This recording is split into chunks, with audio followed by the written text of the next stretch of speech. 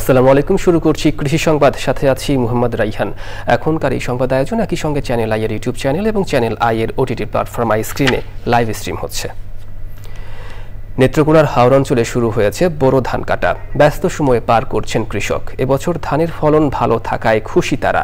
কৃষি বিভাগ বলছে, দুর্যোগের কবলে না পড়লে হাওরের পুরো ধান ঘরে তুলতে পারবেন কৃষক। নেত্রকোনা থেকে জাহিদ হাসানের তথ্য ও ভিডিও চিত্রে আল মুকসিদের রিপোর্ট। নেত্রকোনা জেলায় এবার 1,85,460 হেক্টর জমিতে বোরোর আবাদ হয়েছে। এর মধ্যে হাওর অঞ্চলে আবাদ হয়েছে 41,075 হেক্টর জমিতে। হাওরে চলছে বোরো ধান কাটা ও মাড়াইয়ের কাজ। ধান এবছর আল্লাহর রহমতে মোটামুটি ভালো হয়েছে, ফলন ভালো হয়েছে। 1,500 মনের প্লাস 1600 মনের মতো ধান পাওয়ার আশা রাখতেছি। 200 মন ধান বিক্রি করতে পারবো।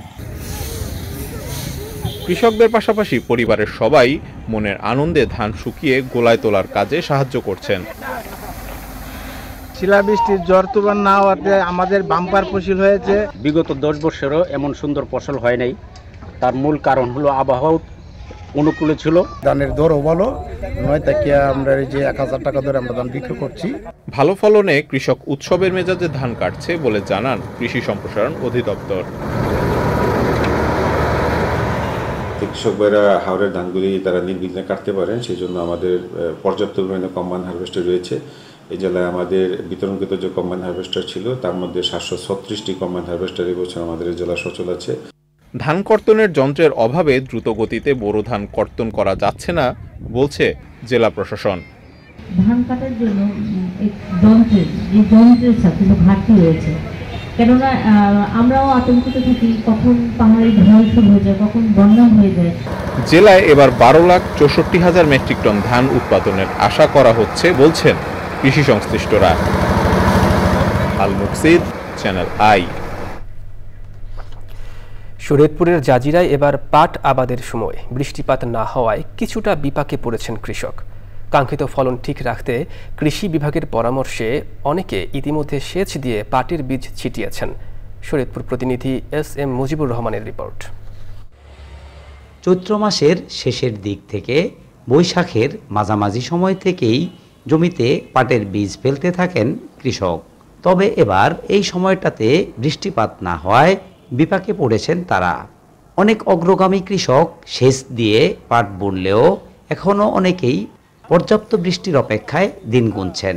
আমরা বৃষ্টির অপেক্ষা করতেছি, যারা বৃষ্টির অপেক্ষা না করছে, যারা পানি পুনিতে বুনছে সেটা কিছু জ্বালাইছে, কিছু জ্বালায় নাই। আর আমরা অপেক্ষা রয়েছি বৃষ্টির আশায়, বুনছি অথচ জ্বালাইতেছে না। বৃষ্টি না থাকার কারণে পানি দিয়ে পাট বুনছি, কিছু বৃষ্টি হলে এই পাট ভালো বেশি হইব। বৃষ্টি আর 20-25 দিন আগে এলে পাট ফসল আদি ভালো হইতো। সপ্তাহ যদি পাটটা জ্বালায় এই পাটটা ফলন, পরে যদি সপ্তাহ পরে যদি বৃষ্টিপাত হয় এই পাট কোনো ফলন আসবে না। সপ্তাহ পরে যদি বৃষ্টি হয় পাট জ্বালায় তাহলে এই পাট বন্যায় ক্ষতিগ্রস্ত হবে। পাটের কাঙ্ক্ষিত উৎপাদন ঠিক রাখতে সেচের মাধ্যমে সঠিক সময়ে আবাদের লক্ষ্যে কাজ করে যাচ্ছে মাঠ পর্যায়ের কৃষি কর্মকর্তারা। এই অঞ্চলে প্রয়োজনীয় বৃষ্টিপাত হয়নি, তাই পাটের আবাদ যাতে বিঘ্ন না ঘটে সেজন্য আমরা কৃষকদের সেচ প্রদানের মাধ্যমে পাট আবাদের পরামর্শ প্রদান করে যাচ্ছি। এজন্য আমাদের উপসহকারী কৃষি কর্মকর্তাগণ নিয়মিত মাঠে মনিটরিং জোরদার করেছেন যাতে পাটের উৎপাদন বৃদ্ধি পায়। এবছর জাজিরা উপজেলায় পাট আবাদের লক্ষ্যমাত্রা নির্ধারণ করা হয়েছে 9,755 হেক্টর জমিতে।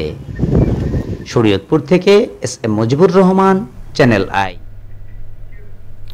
বাগেরহাটের মোল্লাহাটে বৃধান 108-এর ফসল কর্তন উৎসব ও মাঠ দিবস হয়েছে। মাঠ দিবস অনুষ্ঠানে প্রধান অতিথি ছিলেন গোপালগঞ্জ ধান গবেষণা ইনস্টিটিউটের মুখ্য বৈজ্ঞানিক কর্মকর্তা ডক্টর আমেনা খাতুন। অনুষ্ঠানে বক্তৃতা করেন ধান গবেষণা ইনস্টিটিউটের ঊর্ধ্বতন বৈজ্ঞানিক কর্মকর্তা ডক্টর রোমেল বিশ্বাস, উপসহকারী কৃষি কর্মকর্তা বিপুল পাল ও অন্যান্যরা। বক্তারা বলেন, বাংলাদেশ ধান গবেষণা ইনস্টিটিউট উদ্ভাবিত উচ্চ ফলনশীল ও পুষ্টি সমৃদ্ধ ব্রি 102 জাতের নতুন ধান খাদ্য উৎপাদন বাড়ানোর পাশাপাশি কৃষিতে বিপ্লব ঘটাবে। ভোলা সদর উপজেলার ধনিয়া ইউনিয়নের পরীরহাট এলাকায় বোরো ধান কাটার মধ্য দিয়ে মাঠ দিবস হয়েছে। বরিশাল, পটুয়াখালী, ভোলা, ঝালকাঠি, বরগুনা, মাদারীপুর ও শরীয়তপুর কৃষি উন্নয়ন প্রকল্পের আওতায় স্থাপিত একটি প্রদর্শনী প্লটে ওই মাঠ দিবস উদযাপন হয়। অনুষ্ঠানে প্রধান অতিথি ছিলেন কৃষি সম্প্রসারণ অধিদপ্তরের পরিচালক মোহাম্মদ হাবিবুল্লাহ। বিশেষ অতিথি ছিলেন ভোলা জেলার উপপরিচালক মোহাম্মদ খায়রুল ইসলাম মল্লিক ও জেলা প্রশিক্ষণ কর্মকর্তা ডক্টর শামীম আহমেদ। এ সময় এলাকার কৃষক ও কৃষানীরা উপস্থিত ছিলেন। দর্শক, এই ছিল এখনকার মতো কৃষি সংবাদ। এতক্ষণ সাথে থাকার জন্য ধন্যবাদ সবাইকে।